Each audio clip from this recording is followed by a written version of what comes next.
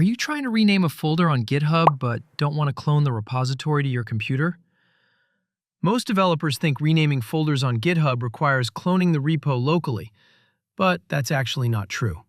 In this video, I'll show you how to rename folders directly from the GitHub website using the GitHub Dev Editor, quickly and easily. First, you need to open your browser and go to your GitHub repository. Let's start with renaming an existing folder.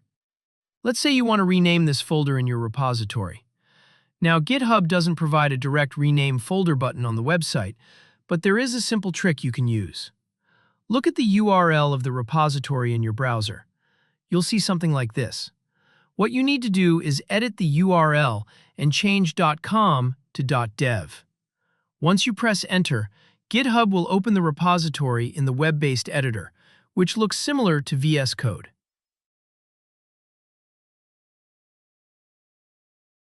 Now on the left sidebar, you can right-click the folder you want to rename.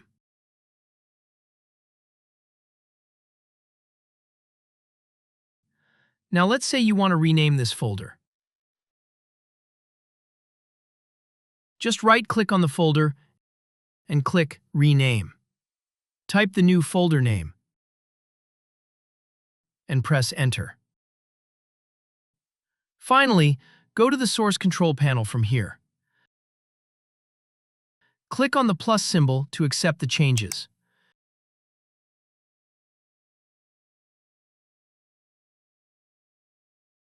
After that, add a commit message.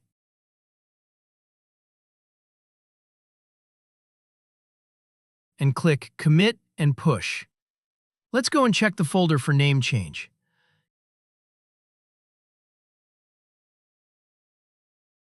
You can see that our folder is renamed successfully. And that's it.